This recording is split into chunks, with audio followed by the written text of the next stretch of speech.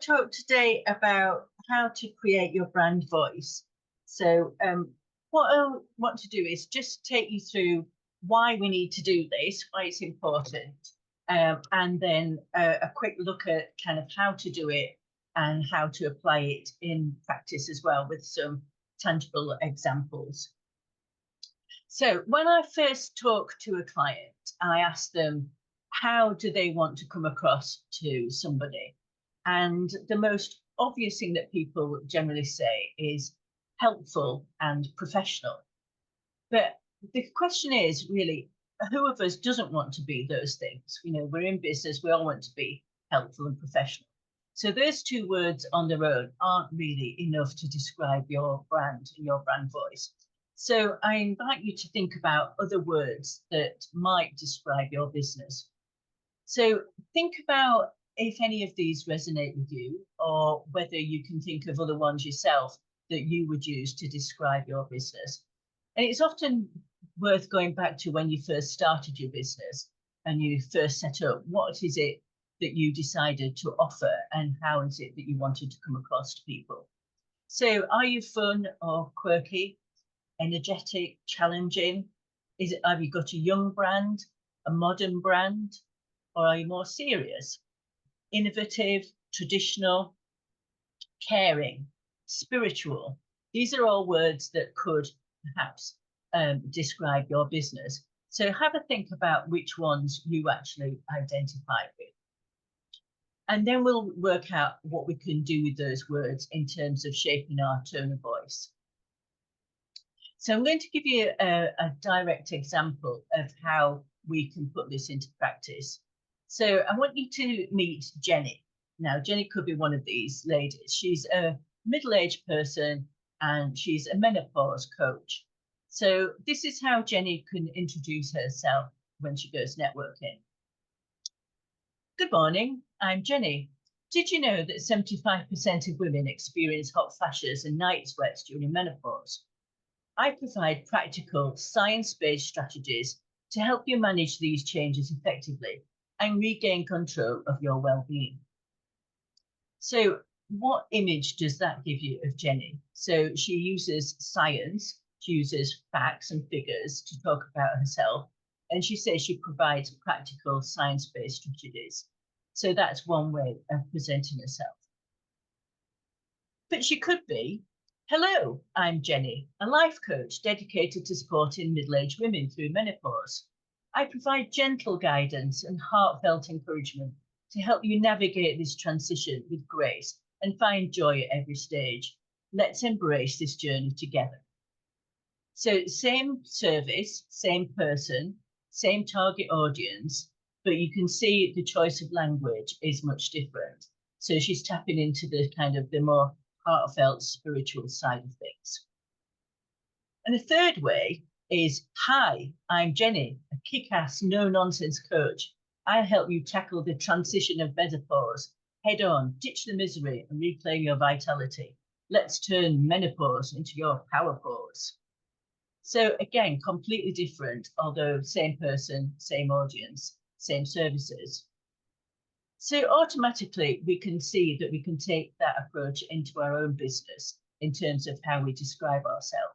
So you might identify with one of those styles yourself rather than the others. So I want us to think about now how we've used that language and how we can put it into practice ourselves.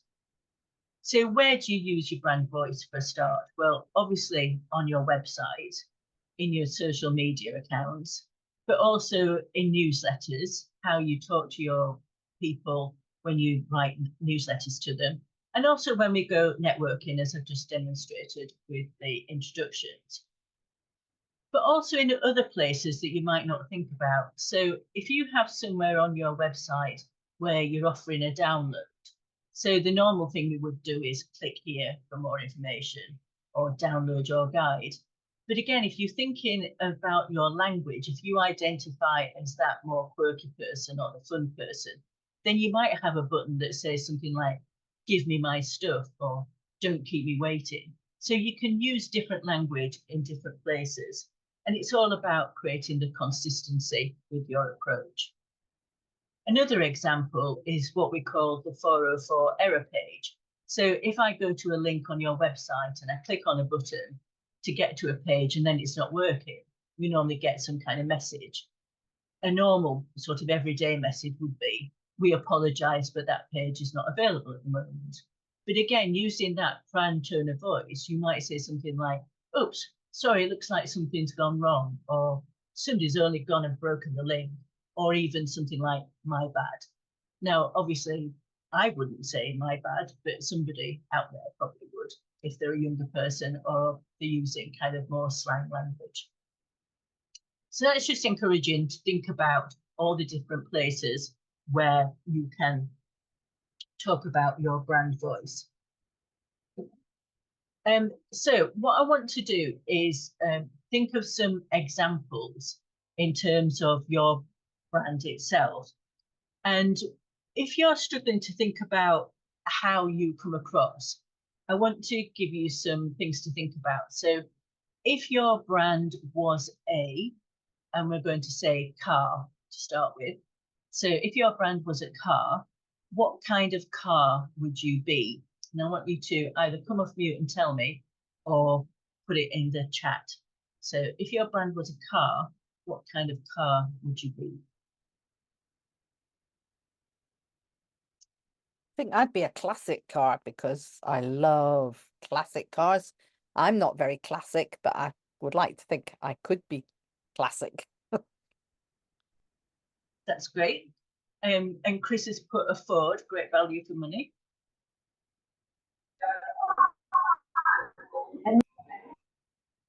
What about Pritesh? A BMW, a good all-rounder. Okay, I wondered if you were going to say Formula One car, but okay. A good all-rounder. Yeah, Keith, you got any ideas? I'm trying to think.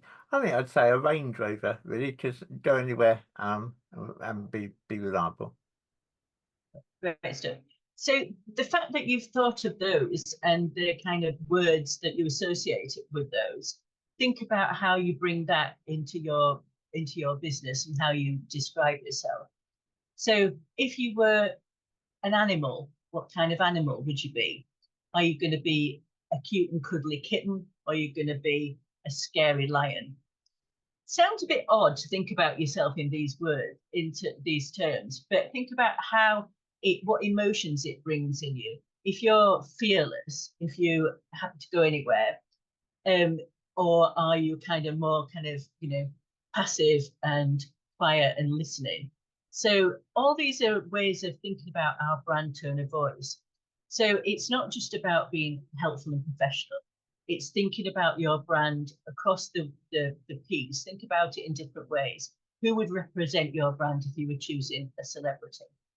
So hopefully that's given you a bit of food for thought about how to think about your brand. Think about how you can use it in terms of language. So are you a good morning, a hello, or a hi, or a howdy kind of person? Think about, do you use slang or formal language?